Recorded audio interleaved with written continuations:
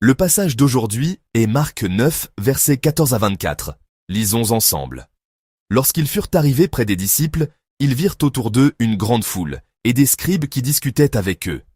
Dès que la foule vit Jésus, elle fut surprise, et accourut pour le saluer. Il leur demanda, « Sur quoi discutez-vous avec eux ?» Et un homme de la foule lui répondit, « Maître, j'ai amené auprès de toi mon fils, qui est possédé d'un esprit muet. En quelque lieu qu'il le saisisse, il le jette par terre. L'enfant écume, grince des dents et devient tout raide. J'ai prié tes disciples de chasser l'esprit, et ils n'ont pas pu.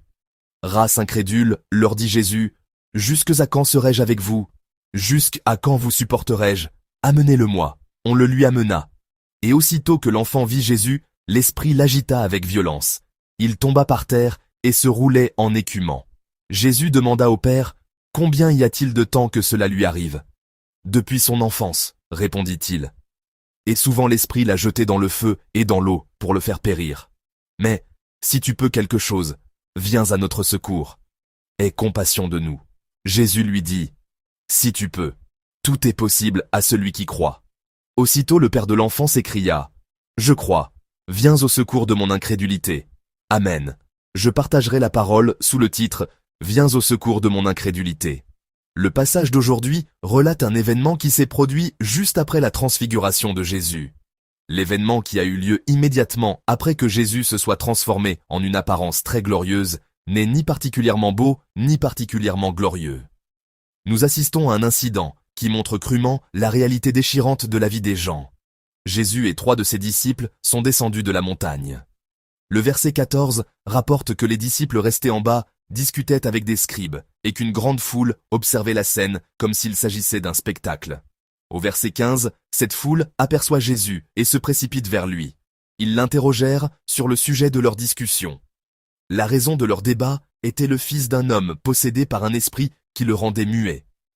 L'homme avait amené son enfant aux disciples pour qu'ils chassent le démon, mais il est écrit qu'ils n'en furent pas capables. Il semble que c'est ce qui a provoqué la discussion et le problème. Les disciples avaient déjà eu l'expérience, lorsque Jésus les avait envoyés 2 par 2 dans les villages, non seulement de guérir les malades, mais aussi de chasser les démons. Mais cette fois-ci, ils n'y sont pas parvenus. C'est pourquoi une controverse et une agitation ont éclaté.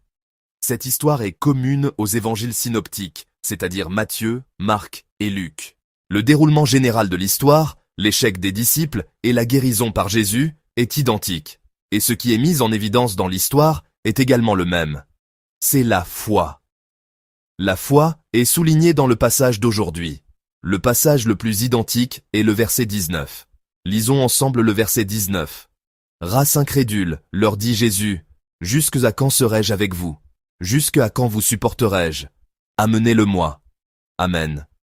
Ces paroles de Jésus sont rapportées de manière presque identique dans les 3 évangiles.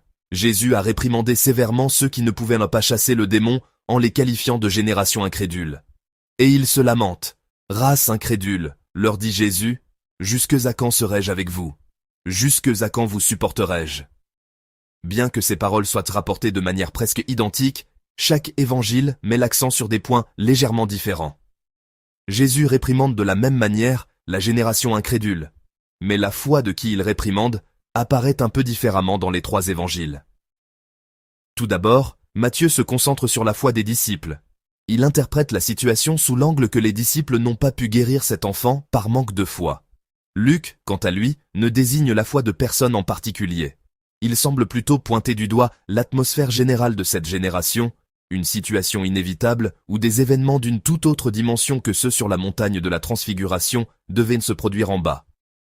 Cependant, Marc ne met pas l'accent sur la foi des disciples, mais sur la foi du Père de cet enfant. Au verset 22, le père de l'enfant dit ceci, « Et souvent, l'esprit l'a jeté dans le feu et dans l'eau pour le faire périr. Mais, si tu peux quelque chose, viens à notre secours, et aie compassion de nous. » Amen. Dans les paroles de ce père, son manque de foi est clairement visible. En demandant à Jésus la guérison, le père ajoute la condition, « Si tu peux quelque chose ». C'est une parole d'incrédulité. Pourquoi? Parce que l'expression « si tu peux quelque chose » en grec est « eitidine ». « Ei » signifie « si »,« ti » signifie « quelque chose » et « dine » signifie « pouvoir ». En anglais, Cela donnerait « if you can do anything ». Traduit littéralement, cela signifie « si tu as la capacité de faire quelque chose ». Ce père ne sait pas encore quel genre de pouvoir Jésus possède. En un mot, il n'a pas la foi. Il ne croit pas pleinement que Jésus est quelqu'un de puissant, et il est dans un état où il essaye un peu de le tester. Il demande « si vous pouvez le faire, si vous avez une telle capacité, aidez-moi ».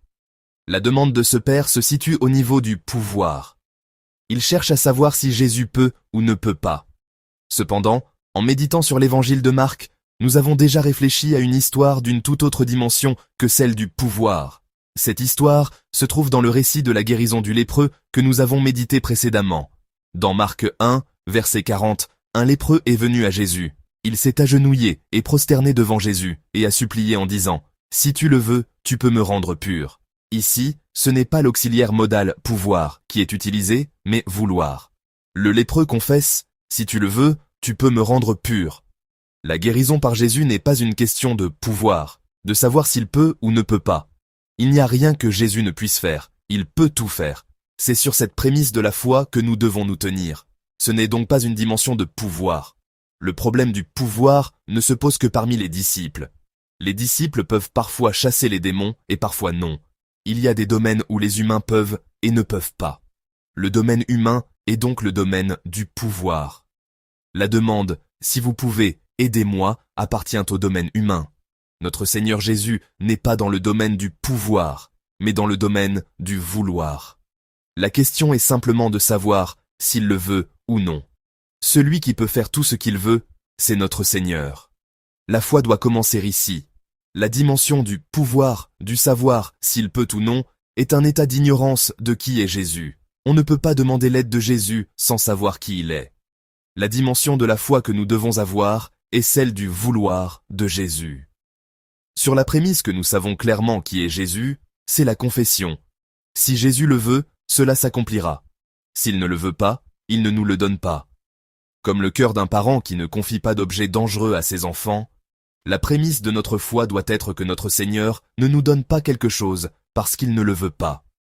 La confession des gens de foi est que l'histoire se déroule de deux manières. Soit Jésus le veut et cela s'accomplit, soit il ne le veut pas et cela ne s'accomplit pas.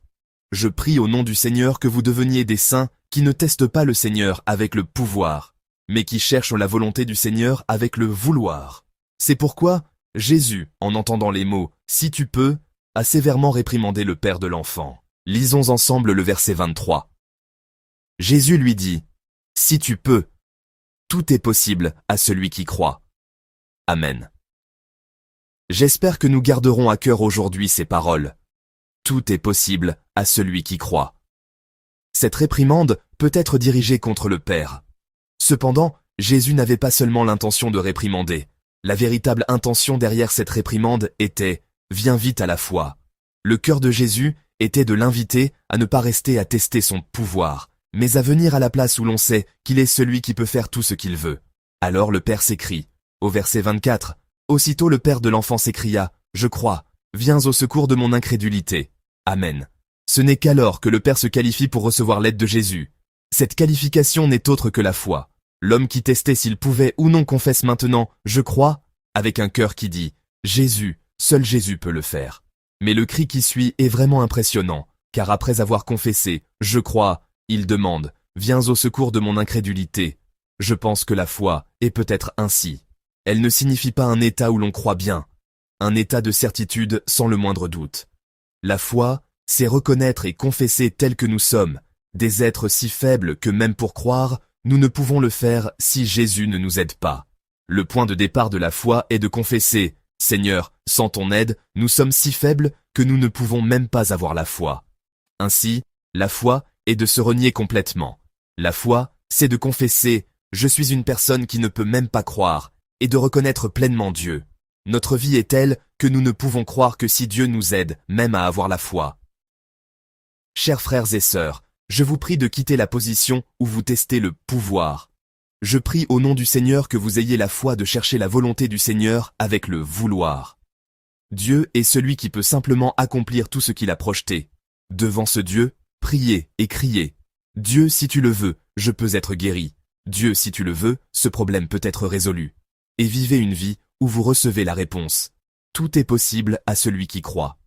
De plus, en confessant que même notre foi a besoin de l'aide de Dieu, vivez ce jour avec cette foi qui vous renie complètement et reconnaît pleinement Dieu. Je prie au nom du Seigneur que vous passiez cette journée à expérimenter la puissance de Dieu et sa grâce abondante.